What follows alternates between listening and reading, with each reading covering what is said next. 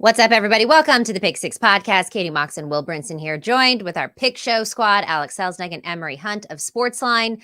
I'm doing pretty good today, guys, after that Sunday Night Football game. But the last episode, the Super Friends dug into Week 5 of the NFL season. Breech Wilson and Brinson diagnosed Dak as Dallas's problem and applauded the Jags for really getting this London thing. Seems to be that's the only place they can win. You can watch that episode on our YouTube channel or the audio version wherever you get your podcasts. And feel free while you're there to like, comment, and subscribe.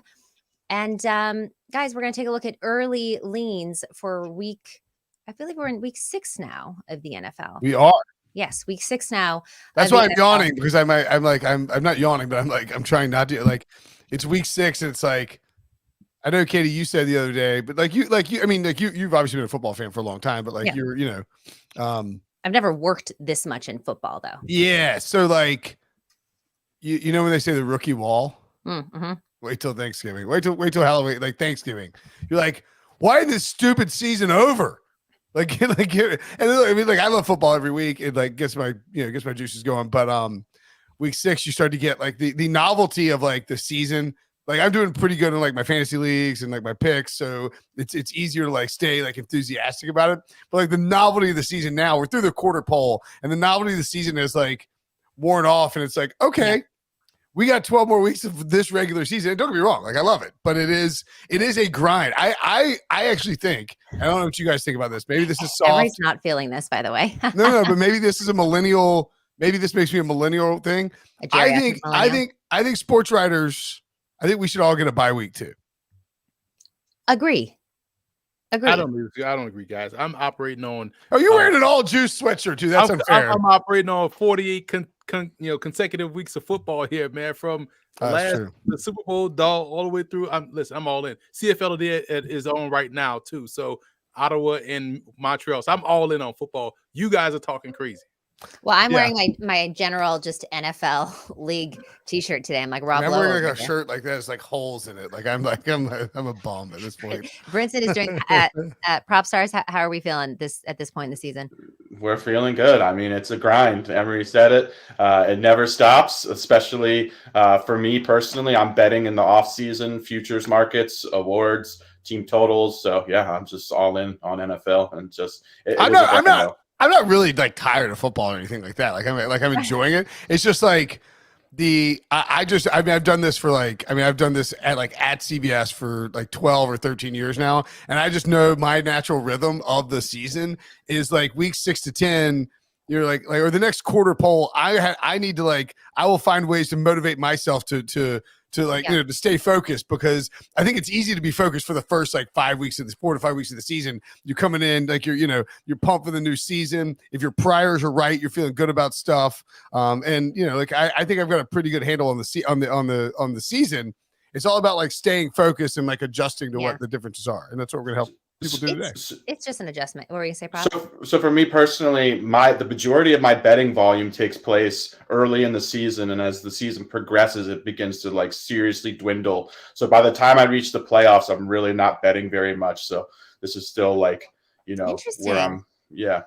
That's opposite of me. All right, let's recap week 5 here. Favorites 6-6 against the spread. Away teams 7-5 against the spread. Away dogs 4-3, and unders went 4-8. Emory, home field advantage. Hey, don't talk. That's y'all question. Y'all, you know what I'm saying? That's like me arguing with myself with truth. That's like me telling myself, don't tell me what to do. I already know the answer to this already. You guys answer that question. I'm gonna sit back and listen. You know what's funny about the home field advantage thing is that just by nature of us being on all these different, we're we all Prop was on. Alex was on the Thursday Pick'em show.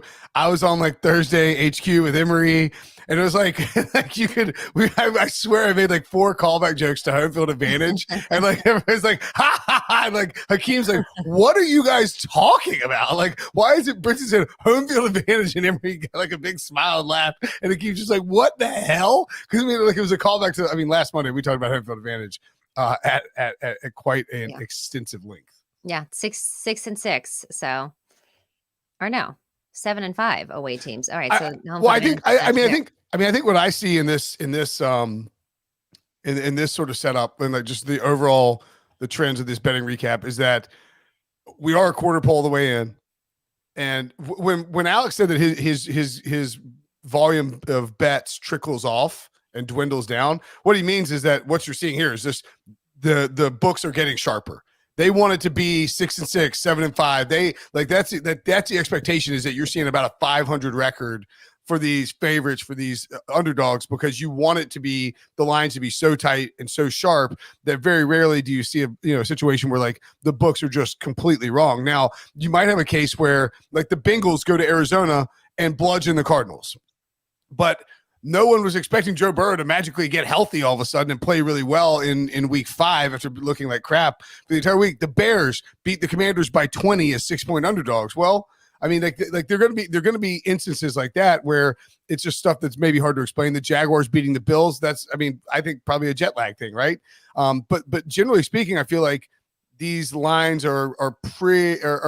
I guess actually there were a bunch of weird 34-0 Saints Pats was kind of weird, but like these lines are just tightening up, and that's why. And it's only going to continue to be sharper throughout the season. I'll give you some quick perspective. And I've seen this all throughout the spring and summer with XFL, USFL, and right now CFL. I jumped out to a 20-4 CFL record, right, or 16-4. Jumped out, and then as you know, the books start to finally get a grasp on these teams. Right now, depending on how this goes today, I'm going to either be 40-28 or 40-29 or 39-29 based off if Montreal beats Ottawa. Because so you see it to your point. Well, see it start to sharpen up, and it's been like that in the XFL, the USFL. My college football usually jumps out early, and then by I'm able to maintain a nice distance, but you start to see that big lead shrink a little bit to where you find it. Okay, let me just not pick 10 games this week. Let me pick 3. Yeah. You know what I'm saying? I think 9 games with 45 or more points this past week. I counted, I think, at least 6 with 50 plus points. So that's maybe the one outlier there where you see the overs going 8-4. I tend to think that it's probably more a byproduct of these specific matchups where like the Lions just shredded the Panthers and the Panthers come through the back door to help push that way over the total, right?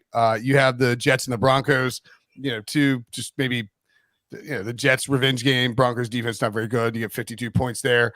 Niners just left the Cowboys, tossed the Cowboys at the club on Sunday night, 42-10, right? That's how you get to there. And then the Bengals and the Cardinals in sort of a surprising shootout. So it's like, I don't know. I think we're hitting like a normalized level here where there's going to be different stuff that happens, but by and large, like these lines are like, this is going to be hard. It's hard to bet right now. This is a hard stretch to bet.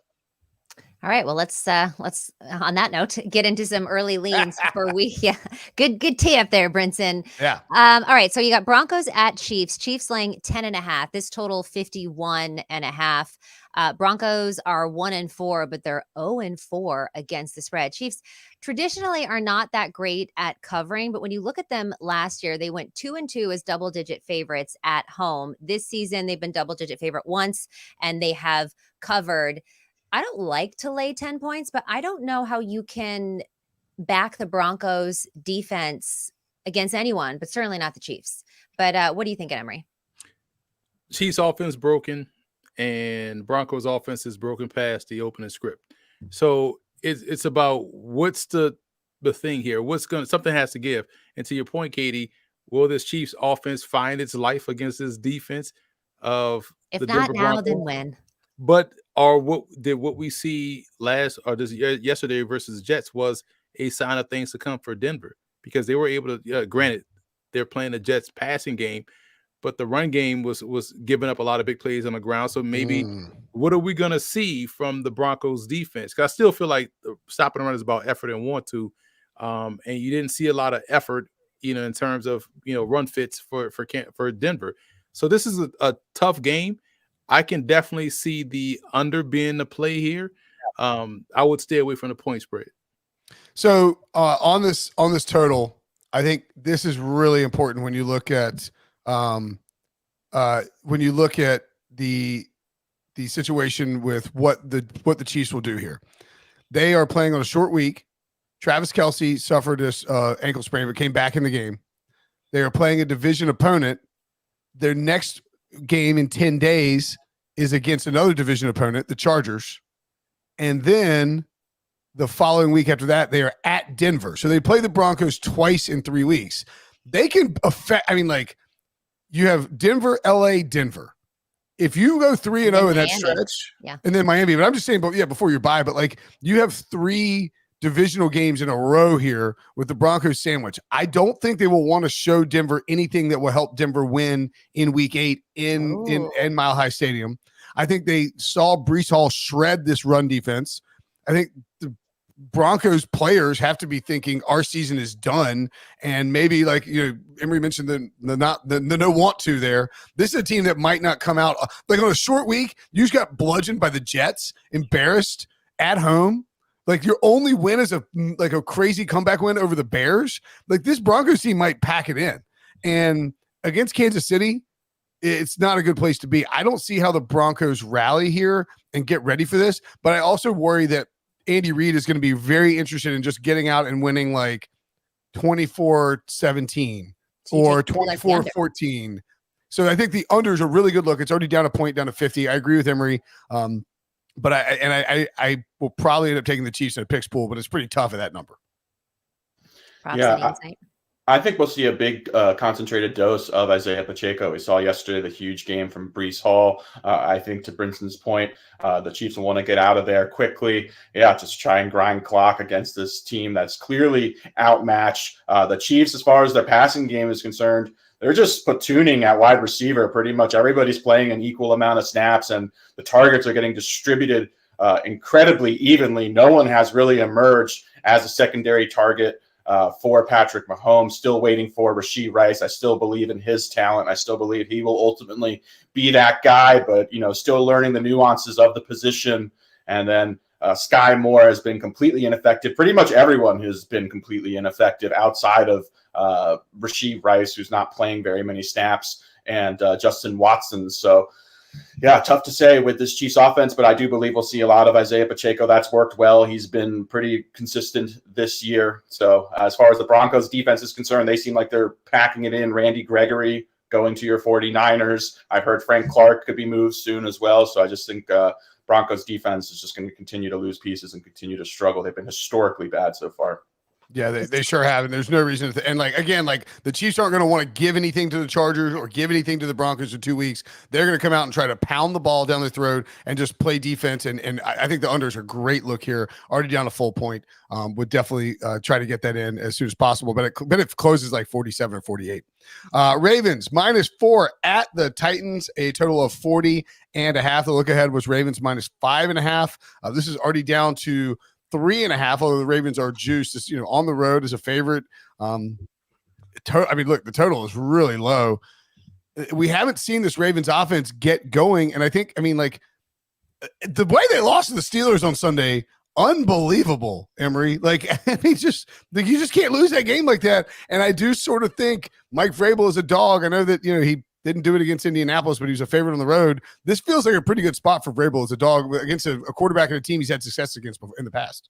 Ravens have played with their food a lot in all these games, right? And I said last week that this game versus the Pittsburgh Steelers was always a tricky one because of Lamar's history with the Ravens, against the Steelers. But also, this game and they're playing this one overseas, right? This is the London game. Oh, this is the London game. Good call. Good catch. Yeah. And I tweeted this out during the game while I was on the treadmill. I'm like, this was early in the game. You could see these guys were hesitant on cutting and planning. And it was like, something's wrong with this field. They don't feel right. Then throughout the game, we saw what happened. Nice treadmill humbleback, by the way. I know exactly. When I was on the treadmill, I was like, wait a minute. That was like Brady Quinn that one time where he was like, I was just taking a run at night. And we're like, all right. You got it. The suits don't fit themselves. I was at the soup kitchen and I spotted on my phone that like Mike Tirico. I just text Peyton Manning, but I knew something was up with the field because it doesn't make sense when I'm say this, but it looked tight. Like it didn't look like it had any give. And I saw it from the first punt return. when normally Agnew would have cut that dude up the first two, but he just kind of like played it safe, didn't really plant, try to make the guy miss. And then we saw the lower leg injuries throughout. So this is going to be a slowly played game. What helps Baltimore is that Tennessee has no threat in the passing game outside of DeAndre Hopkins, but you kind of roll covers to him. You can put Humphrey on him. But we've seen the Ravens do a good job of beating Derrick Henry to the spot, and he doesn't have the lateral agility and won't have it on this field that they're going to play in. So I like the Ravens to win, and I also like the under here as well. Prop, you got anything on this game? I was going to say, I was going to look at the first half under, because we did see, I had that Bills over, and you're right. Like the way the turf operated, that was not something that, like he wasn't going to get there, but then it almost did in the second half. Like they started to like kind of get comfortable on the turf and started slinging it around. I think maybe the under 40 here is a pretty good look. I mean, this is two teams who are going to be traveling probably on short weeks. The Ravens have done this a few times. I feel like Ravens already left, by the way, so they're getting there early. Well, because remember the Ravens, John Harbaugh threw out that they were going to 1 year that they were going to take a cruise over there. Like that they were going to leave on Monday and take a boat so that they could slowly acclimate. He's like, we might do it. He's like, the sports science isn't. Yeah. So if this is not in Tennessee, you're right. It's a neutral field. Yeah. I'm probably going to stay away from the spread. I do like the under though, I think. Is it at Wembley or is it at? It's at Tottenham. Tottenham. Hammer the Hotspur. The Hots. I tried to say that on Tops this weekend and I totally messed it up. It's all right. If it makes you feel any better, Rich Eisen definitely said home of the Spurs, which is not you don't want to say that. Hot single spur, right? Yes. Wow. Just wanted to point out for this game really quickly, guys. Tajay Spears continues to be a thorn in Derrick Henry's side. This is something I got wrong. I was backing Derrick Henry this week, assuming he'd get the lion's share of the carries. Ended up, Tajay Spears played 52% of the snaps. I think that's going to be a reoccurring theme as long as Tennessee is playing from behind. They're obviously a lot more comfortable with his 3-down skill set, with him catching passes out of the backfield. So I think Derrick Henry will be very game script dependent going forward, and he's going to need to play from ahead to get the 15 to 20 touches that I think people are used to or expecting from him. So definitely something to monitor. Also possible too that they want to try and limit his workload early in the season after him getting hurt because they were too heavy on it in years past. Niners at the Browns. 49ers minus 4.5. Road favorite, a total of 39.5. Gross. I'm going to go throw out that you bet the Niners now because Deshaun Watson hadn't been cleared. You don't know that if he's going to play. And if Deshaun Watson is ruled out, I think this closes like Niners minus 6 or something like that. The total, man, I mean, the biggest concern here is probably that the 49ers will score 40 themselves. Yeah. But I think after that output against Dallas, they are more than likely to just kind of come in this one, especially if Dorian Thompson-Robinson is the starter here, Emory. They come in and like, all right, we're just going to score 21 points, and we know that he can't get that against this defense. Like the under or the spread here at all? Here's why the under is what it is right now. Not because of Deshaun Watson, it's because the Browns actually match up well versus San Francisco. The problem here. You thought that about the Cowboys, Emory. Are you talking as an analyst or as a fan right now, Keith? I'm talking about we've been on shows together and you took the points with the Cowboys. Right. And so I'm taking, you know what? I think the answer is as a fan. As a fan. But here's the thing. I worry about this game Deshaun Watson has no problem playing an aggressive passing game if he plays, more so than Dak. Dak was playing not to lose and ended up losing the game because of the interceptions. Watson has no fear in throwing the ball down the field. The problem is this game could look a lot like the first game, the Steelers-Browns game for Cleveland, because the same issue is still there at left tackle and Jedrick Wills, who's not having a great year. And so they're going to take turns rushing on his side and making him play left tackle how it's supposed to be played. Now, the Browns can run the ball. They're much more apt to run the ball than Dallas. I'm pretty sure that whole fantasy football community that told everybody that Pollard was the next Walter Dickerson, you know what I'm saying? That hasn't transpired. Maybe it's a thing why he didn't go in round one, right? But the Browns defense is something that is pound for pound a lot better than the Cowboys defensive front. And I think that's going to be the key here, which is why they're anticipating a lower scoring game. It's about point of attack, but I can't trust Jedrick Wills protecting Deshaun Watson versus Pittsburgh like he tried to do and versus this defensive line. So the under may be the best play. Yeah, I mean, you look at these defenses in terms of opponent points per game. San Francisco, number 1, allowing 13.6. Cleveland is tied with Baltimore at number 2 with 15. But let's not forget that Cleveland offense did give up 28, or defense, excuse me, in their last game. But look, I've been riding the Niners team total every single week. It's not even, they don't even know what to do with it yet. I went on FanDuel and I'm looking around and there is no Niners team total that is posted yet. But I'd be curious to see. I mean, I'm sure they're going to have it lower again, like they did with the Cowboys, around 25, 26, but hammer the over. Sorry, go ahead. Yeah. I was just going to say, I've been so impressed with Brock Purdy's efficiency, first in EPA per dropback, first in quarterback success rate. Also wanted to tip of the hat to Katie. George Kittle knocked out basically half of his season. The one time that we don't bet him for multiple touchdowns. I know he goes off in prime time, so that was just frustrating from a betting standpoint. But doing his best Antonio Gates impersonation, 3 receptions, 3 touchdowns. Very impressive stat line from George Kittle, and just this 49ers offense looks like they're humming on all cylinders. All right. Anything else, Brinson? We can move on. No, I was going to say that the Niners 21 to 30 points scored is the favorite, plus 160. I see this at DraftKings. And then 11 to 20 points is plus 165, which is kind of interesting. So, in other words, like the team total will probably be like 22 and a half.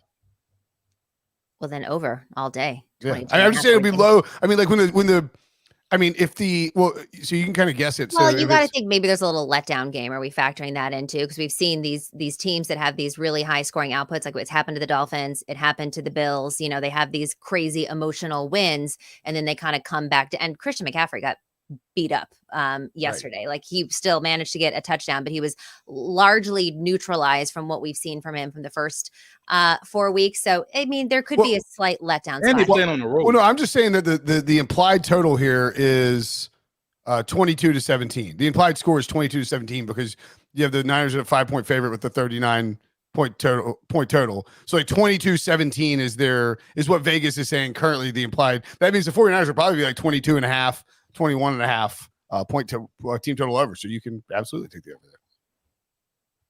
Emory, did you have one more thing?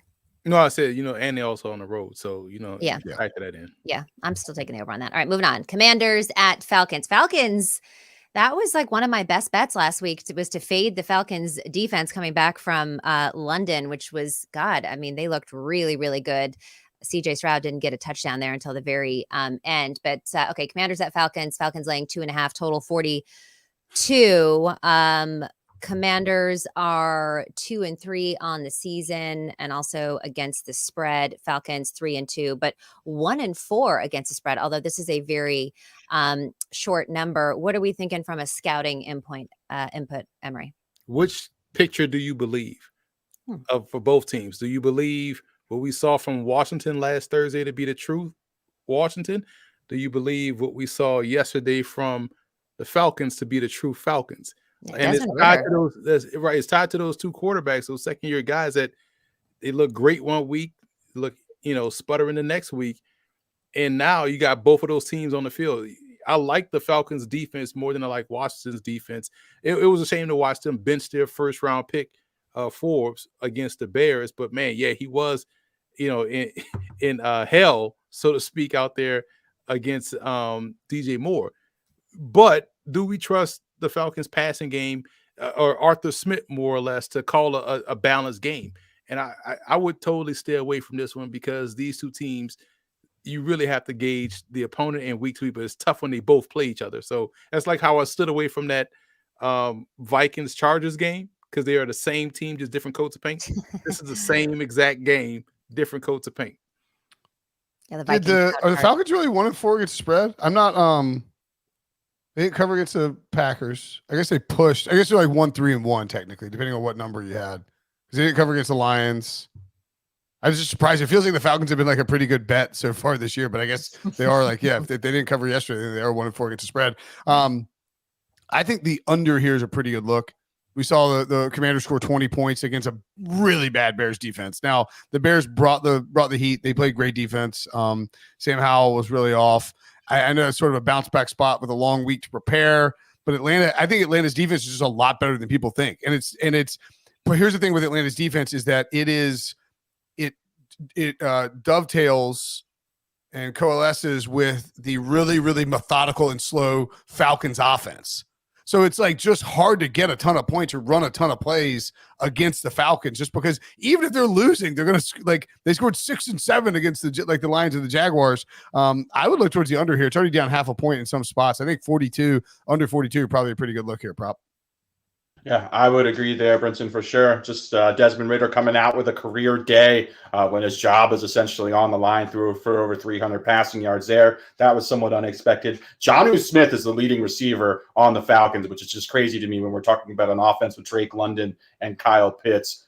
He's obviously a reclamation project. I don't know if you want to consider him that, but certainly seems to have chemistry with Desmond Ridder there. Bijan Robinson's usage continues to be frustrating. Tyler Algier out-snapped him, out-touched him again yesterday. Not what you're looking for when you have a top 10 pick who's supposed to be the cornerstone of your offense. I still think he needs to get more work, and it will result in more success. And this Falcons defense has been legit. They're first in EPA per rush.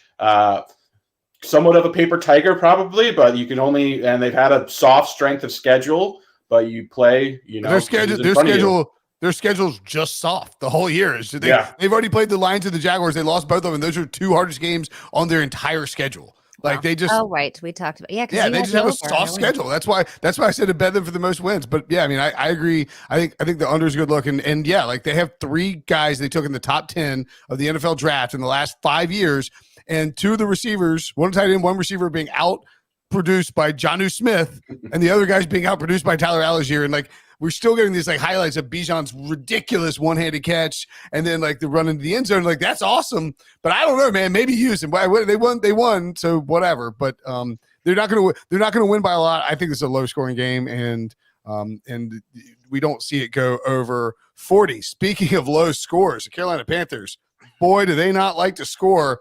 Can they score at Miami? We will tell you coming up next after the break. Freddie!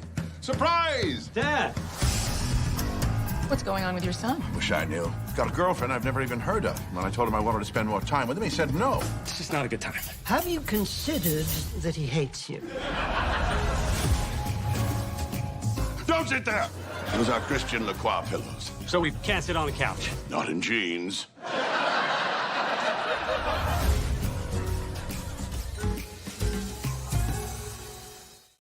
Welcome back to Pick 6. All right, Panthers at Dolphins. Dolphins laying 2 touchdowns, minus 14, total 47.5. Panthers are the sole 0-5 team at this point. Dolphins are 4-1. 2 touchdowns is a lot, but this Panthers offense just can't seem to get going at all. That's polite. Yeah, Brinson. How all right. Yeah. How worried are you about the Panthers offense? They literally can't. There's no one who can get down the field. Yeah. Bryce Young has 2 completions of 20 yards or more, 20 air yards or more this season. We're 5 weeks in. And he missed 1 game because of injury. It's not a Bryce Young thing. Like I was talking with my buddy Adam Gold on 999 here in Raleigh on earlier on Monday. And he's like, they just have to challenge down the field. I was like, Adam, they physically cannot. Yeah. Like they don't, it's like, he's like, DJ Chark's there. I'm like, I mean, you can run DJ Chark on 9 routes all you want. It ain't gonna work. Like they don't have anyone on the offensive roster that can challenge vertically right now. And if they do, Bryce Young doesn't have time to throw the ball down the field. Now I agree. You've got to figure out something. That's why they're desperate to trade for wide receivers. I think we're going to see somebody, I would bet the Dolphins now. I know it's like juice to the Panthers. I don't see how the Dolphins, the Panthers defense is starting to give up. They isn't playing well. The Dolphins could hang 50 on them. It's like, E-Chain has been ridiculous. Insane. Could be offensive player of the year. Definitely offensive rookie of the year. Well, now because Christian McCaffrey is MVP. That's right. There you go. I just think that this Panthers team has no offense, Emory, and I don't see how it gets better. No identity at all. And I feel for Bryce Young, because I feel like this dude is just like mentally exhausted. Like you've come off the field, you first talk to Frank Reich, former quarterback, then right in your face, here's Josh McCown, another former quarterback. Then you here's Kurt Warner's silver jacket. Then you got JT O'Sullivan sitting down on there with his table and his bookshelf before you even get to the sideline to go get a drink. Like, man, I'm talking to all these quarterbacks. Let me just process what I just saw and get back out there until they find an identity. It's funny how, people in Charlotte or Panther fans are talking about, well, we got to get a receiver. Well, you kind of had one.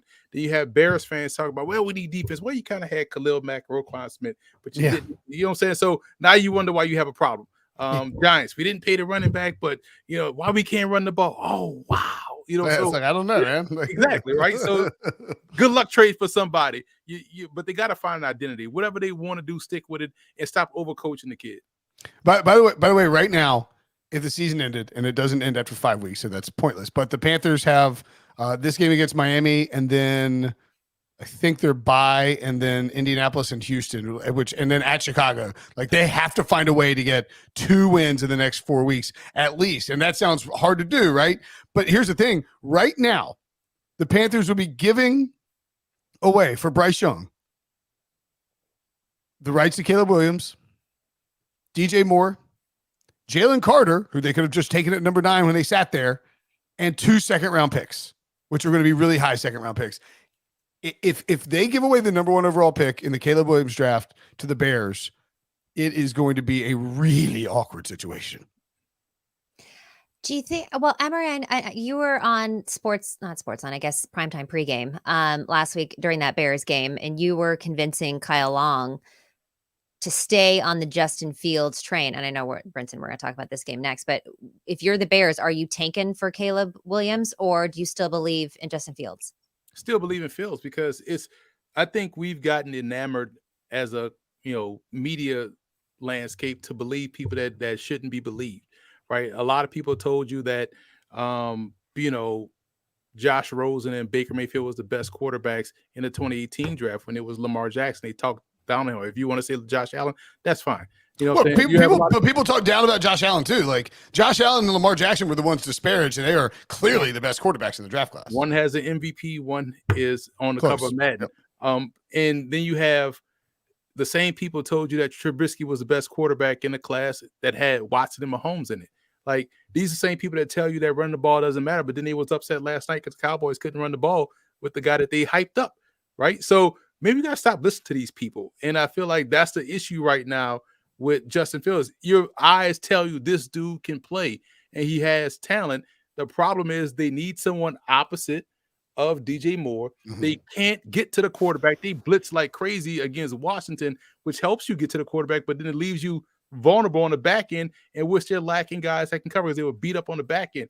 There's 2 excellent pass rushers in this class. There's a great wide receiver in this class. If you're Chicago, you can stay put at 1, trade that for, and I said this too to Kyle, and I think we all on set when I said it, was like, man, I'm not, you could trade one of those 2 top 5 picks or whatever, but trade 1 for players. You need players. You don't need more lottery tickets. You need, man, give me your best defensive player. Give me your best, cornerback, and you can have this number 2 overall pick, and we'll take that other pick we have and build around Justin Fields. So we clearly see he is not the problem here. I think that's how they have to look at it.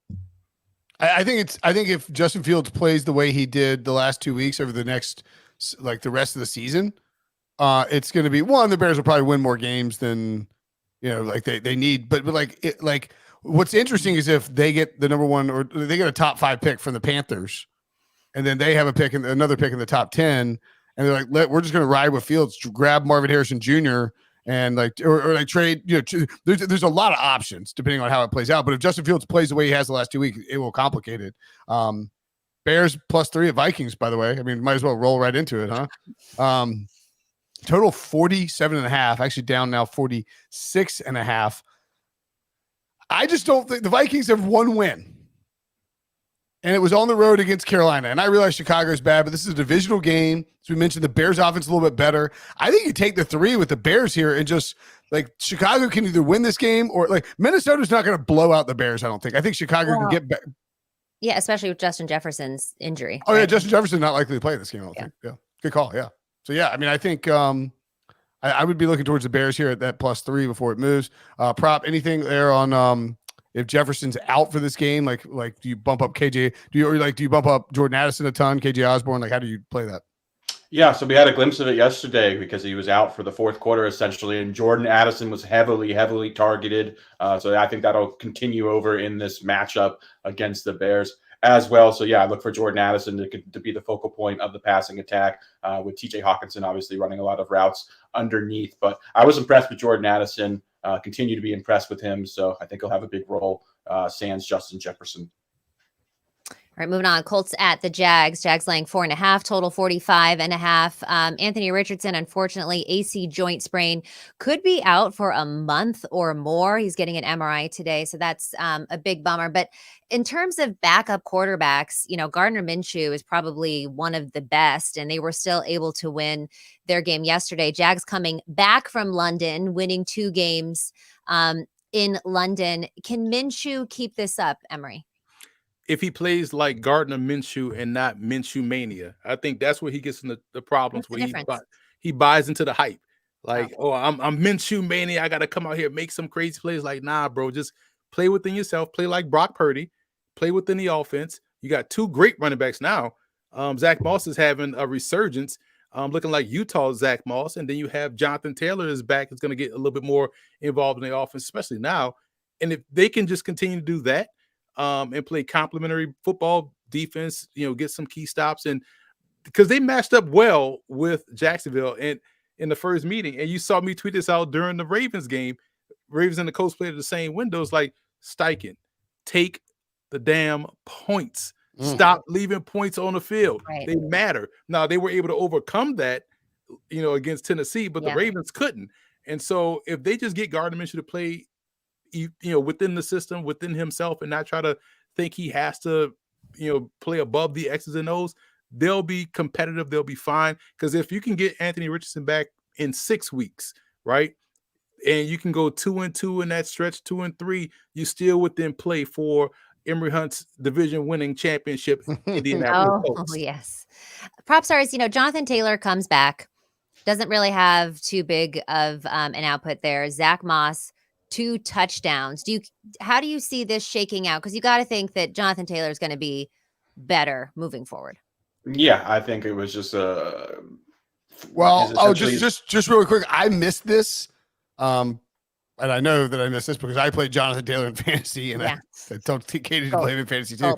Diana Rossini had a report of The Athletic had a report on Saturday that said that they may spend like a month ramping up Jonathan Taylor's usage rate and running guards, which is insane that you paid him the money. And like, this is so Jim Irsay. Just pay him before the season and have him come out and play and have him be ready to play with Anthony Richardson. Instead, you're running Anthony Richardson more. He's gotten hurt on 3 design runs in 3 different games. And now you have Jonathan Taylor who you have to work back into the fold. I mean, like, maybe I'm wrong, Alex, but I feel like, a month is crazy to like ramp this guy up. Like, come on.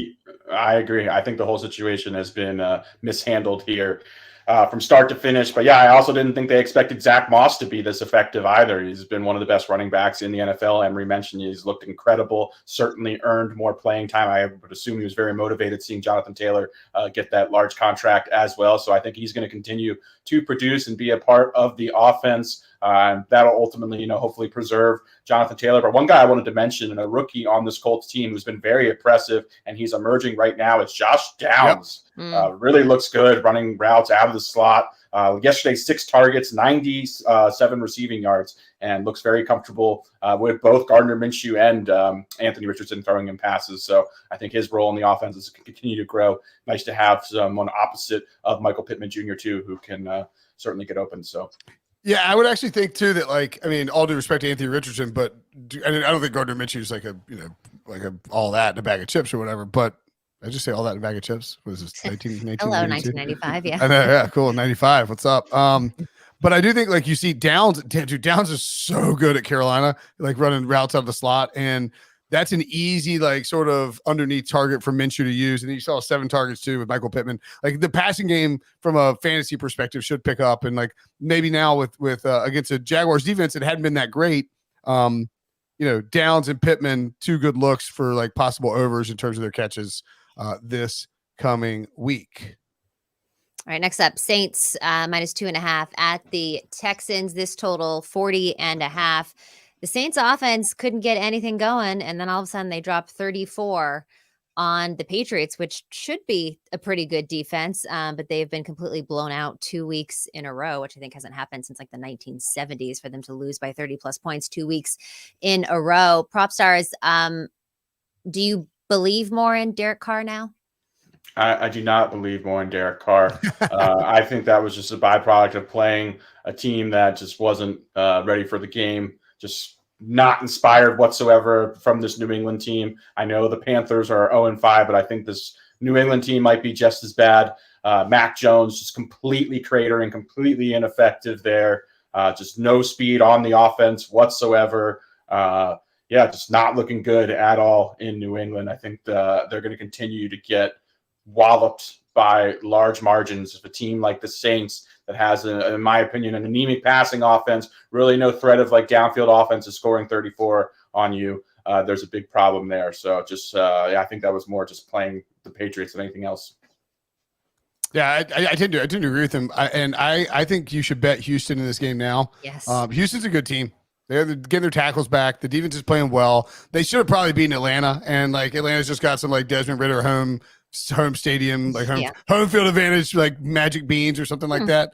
I think I would bet that the Texans close as a favorite in this game, and they are +1.5 now, already down a full point. I think Texans close -1, -1.5, maybe -2. So if you like the Texans like I do, I would go ahead and take it. Not opposed to the under 40.5 here either. The Texans have not been explosive. The Saints, this reeks of like 17-15. I was getting ready to say this game would look a lot like the Falcons-Texans game. So not only take Houston, but also take the under, because Houston's defense and the Saints' defense are excellent. Saints' offense scored 24 points. Tyrann Mathieu had that pick six very early in the game before he even sat down and turned it on. and so the Saints' offense is it's scattershot. What they should do is once they get inside the 20, let it become Taysom Hill's offense. And have QB power, have the RPO game in play, because that'll help supersede what you're not getting from Derek Carr. So I just feel like this game would be a lot like what we just watched with the Falcons and Texans. All right.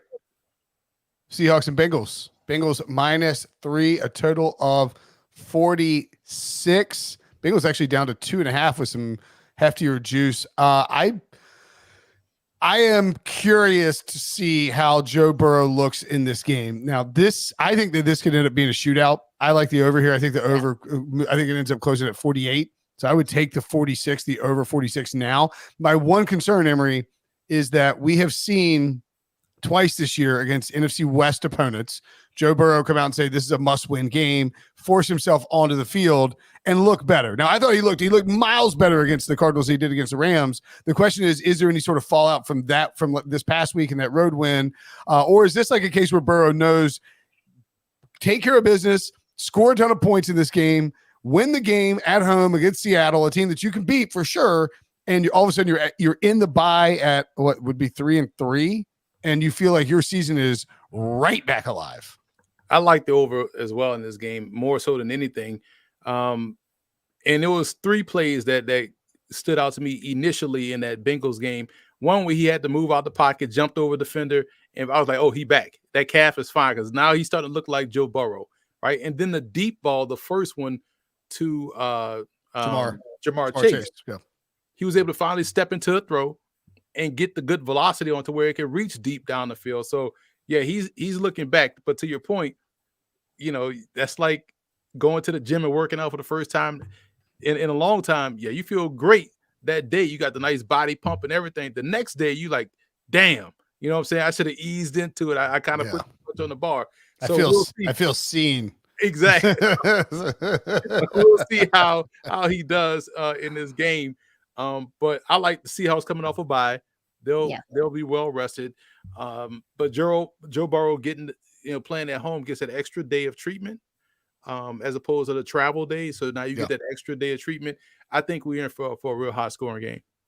I'm not convinced the Bengals are back yet. I lean toward taking the Seahawks in this game. Oh, it's at Bengals. I thought it was in Seattle. That's different. And there is one more thing too, where it's like this is sort of they have the Niners and the Bills coming out of the bye, so this is like kind of a must-win game too. Where if you get a 3-3, even if you drop those 2 games against San Francisco and Buffalo, you're 3-5, but like your season's not over. You 3-3, you've salvaged your season going to the bye, right, Prop? Yeah. I would agree. I also want to point out it was on this very show just a few weeks ago that Brinson and I told everyone to look at Jamar Chase for Offensive Player of the Year. 75-1 or something like that? He was in that range, yeah. And Brinson, you specifically mentioned that he has big games in bunches, and certainly we saw an example of that yesterday. So I think he's alive and well in that category, especially, it looks to be heating up with Joe Burrow playing better. So I'm bullish on the Bengals The Seahawks have been good on the road, though. They went in and they won in Detroit. And then, of course, they won against in a shootout in overtime. I that's what I'm saying. Like, I'm not taking the Bengals minus the 3. Like that would be my lean if it's 2.5. But I think the over's the look. And to Alex's point, I see on I just happen to have DraftKings open for this because the awards are easy to find. Jamar Chase 22-1 Offensive Player of the Year. Wow. Christian McCaffrey a little banged up. Tyreek playing awesome. Obviously, Justin Jefferson banged up. Those are the 3 guys in front of him. I mean, I would bet him at 22-1. If Joe Burrow's back and he's slinging the deep ball like this, that's a whole different ball game for Jamar Chase, who is always effing open. Half Moon picks in the chat. Seattle 2-0 on the road, 3-1 against the spread. I like Seattle in this spot. Right. It's perfectly fine. I like the over. I'm leaning. Patriots at the Raiders. Ew. Raiders minus 2.5, a total of 43. This line, look at line was Raiders minus 1.5. Looks like it's getting juiced out even more. Of course, the Raiders are playing tonight on Monday Night Football. Jimmy Garoppolo is playing, right? I mean, he is in, right? He's out of concussion protocol. Yeah, he's out of concussion protocol. So, like, this line, I think the only way to really approach this line, honestly, would be if something the Raiders happens win tonight, this line's going to move. Is that what you're saying? Yeah, but I think it's like if you like the Patriots at all, like if something happens to Jimmy G in this game, and Jimmy G is just injury prone, you like jump on the Pats a little bit. But yeah, if the Raiders roll the Packers, then they will probably be favored against a horrendous Patriots offense. So bet this line early either way is what you're saying. Or just stay away. Or stay away. Just don't. Yeah, the game's probably on CBS too, so I should dog it, but it's a dog. I mean, we don't really need to cover this game, honestly. I just want to know what Malik Cunningham at. Like, make me watch this game, New England. You know, he had a nice spark in the preseason. You're clearly not getting what you want from Mac Jones. You don't like what you've seen from Bailey Zappi. Otherwise, he would have been in the game already. So why not just throw the young guy out there and maybe see what you have, jumpstart this offense? Because if you continue to do the same things, the same quarterbacks that you've had under center, you're going to be talking about Caleb Williams more so than anybody else in the draft, because this is going to continue to go in the wrong direction. I might bet the Raiders right now minus the 2.5. I think that tonight is a revenge game for Devontae Adams. You got Jimmy G coming back. I think that they could, even if they don't win this game, what is that, a 2-point spread? They can do enough that would make you think to take the Raiders at under a field goal here. But we'll have to see how that goes. All right, we're going to take a quick break here. When we return, we're talking Lions at Bucks. Baker Mayfield having quite the season so far. Stick around. We'll talk about it soon. CBS Sports Network goes all in with the World Series of Poker. We're talking a full house of characters in a competition flush with cash. The World Series of Poker on CBS Sports Network. All right, Lions -3 at Buccaneers, total 46. The look headline was Lions -2.5. Obviously, it opened at 3, so we've seen this line jump around a little bit with that half point. Lions are 4-1 on the season and against the spread, and the Bucks are 3-1. The same way, Baker Mayfield has had quite, I think, a much better season than people thought he was going to have. Obviously, he's been very efficient, but he has incredible pass catchers there helping him out. Emmanuel Mosley will be out with an ACL. What do you think of this game and what it says about the winner, Emory? Can your offensive line and your quarterback beat pressure? I think we've seen more from Jared Goff in terms of beating pressure, because everyone comes in thinking, oh, all we got to do is blitz Goff and we should be able to get at least one turnover from him or he'll eat a sack. But he's been fairly solid versus the blitz and versus pressure. Their offensive line also is tailor-made to handle that. You know, they have a better offensive line than Tampa. Tampa is still a work in progress from an offensive line standpoint, but this game will come down to which team can you trust to consistently beat pressure? And we've seen Detroit. I mean, getting guys back, dialing things up, working their tight end. It is rare to see a rookie tight end have as much success right out of the gate as Sam Laporta has had. So I like the Lions in this spot. I will take them. On the what is it? What has been frisky? What, 2 touchdowns yesterday? Yeah, and it was awesome. So I'll leave the points with the Lions here, and I like them to be able to control the game if they get a lead because they can run the ball too. I think the Lions, I'm with you on the Lions here. And by the way, the total was dropped from 46 to 43.5. That's a substantial drop. I sort of wonder if there is some kind of other injury reason, weather related thing that is coming through. There's a bunch of storms on Wednesday. Is there we have a kind of just bank on a storm in Florida that clears up within 3 minutes. Like that's right. Well, I just wonder if there's some kind of, I didn't know if there's some kind of tropical storm. I mean, that's a pretty significant Monday, like total drop of that margin. But yeah, I like the Lions. Here's a take on the Lions. I think that if you put the Lions in a different uniform, we would put them with the Eagles and the 49ers in terms of the top teams in the NFC, but we don't do like if you put the Lions in the Cowboys uniform, they'd be like, man, of course they're like one of the top teams. But because it's the Lions and because we just don't like, we're all hesitant before we all like the Lions. Everybody liked the Lions. We were hesitant. I was just like sure, like of course the Lions are going to be great. That makes sense. It's never happened before. Why wouldn't it just happen overnight? But they're built in the trenches. They can run the ball really well. David Montgomery looks awesome. They have weapons who step up when Amon St. Brown is gone. And then defensively, they've got a really good pass rush. Aiden Hutchinson. I'm not sure what is he for defensive player of the year. Actually, let me look real quick because that is not on offense like Mike Vrabel. He can catch. Like he could be a good JJ Watt on the screen pass from Bryce Young. That one-handed, that was crazy. He's 15-1 to win Defensive Player of the Year. I don't think that's a crazy look if the Lions end up being really good. So I'll take the Lions here. I'll hold off on the over/under, but I would expect this to be more of a slog where it's like Todd Bowles. Like we don't see. I don't think we'll see Jared Goff outdoors. Not an explosive Buccaneers offense. I think I would lean towards the under, but that's too much of a drop for me right now. All right, let's head to the NFC West. Cardinals at Rams. Rams -6. This total 46.5. Cooper Kupp making his debut this last weekend. And a lot of people were wondering, what is this offense going to look like with Puka and with Kupp? And I think that was settled pretty easily. Both of those guys got touchdowns. Cooper Kupp obviously came out the gate really, really hot. Didn't see him for a while and then kind of showed back up there towards the end. Rams coming off a loss to the Eagles and a loss to my pocketbook because I took them plus the 4.5. And this Cardinals team has been just a fun team to watch. We said they're not going to win a lot of games, but they're definitely frisky and they're going to make it hard on people. But James Conner, went down with the knee, and that's really their focal point of the offense. What do they do now? Yeah, that offense really cratered, as you mentioned, Katie, when Connor went down. They've been a very balanced football team offensively. Suddenly you saw Dobbs starting to get exposed under center. I think this Cardinals team has been playing above expectations all season. I think that second half was a glimpse, honestly, of what I expect more out of them as the season progresses. So great story, obviously. There's some young talent on this team. I'm not saying that they won't be competitive in some spots, but I just think they're playing way above their heads. And I think moving forward, you're going to see some lopsided games for them. So I actually look to fade the Cardinals both this week and moving forward. By the way, there's a tropical like wave situation that's forming. It says 80% chance, 80% chance of a cyclone formation in the next 7 days. So nice, and it would be for the Atlantic. So I don't know if that's like who knows what. That can't be related to the point. That can't be the point spread drop, right? A tidal wave. My parents were actually well, yeah. I'm not going to tell the story because it didn't affect them. It affected other people. But I mean, like anyway. Yeah, like a tsunami, if you will. I think the Cardinals are about to hit a wall. I think they're frisky, but it's like, yeah, I just think the Rams are better than people give them credit for too. And with Cooper Kupp looked awesome. He's back. And that's a big win for Matthew Stafford.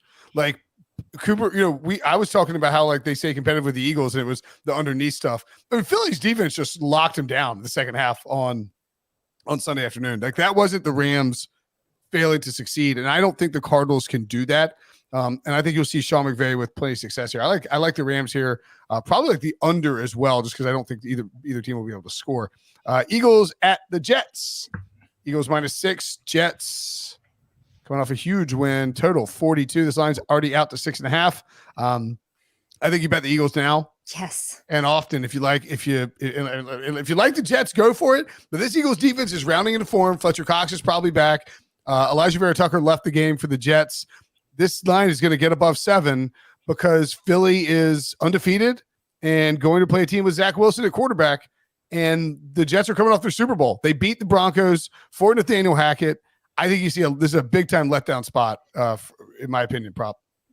I concur. Yeah, I think this Eagles defense is tenacious. Jalen Carter, Jordan Davis, the Georgia Bulldog tandem at defensive tackle. These guys are just unbelievable interior disruptors, just dominating the line of scrimmage. I think they're going to just absolutely make life miserable on Zach Wilson in this spot. One spot I liked a lot that ended up coming through was Dallas Goedert had the huge game, cashed his prop on the first drive. That was obviously nice to see. I think he's going to continue to see a lot of targets against the Jets specifically. They're a bit of a tight end funnel. Tight ends tend to perform very well against the Jets. I think it has something to do with the Jets scheme, coupled with having really good boundary corners in Sauce Gardner.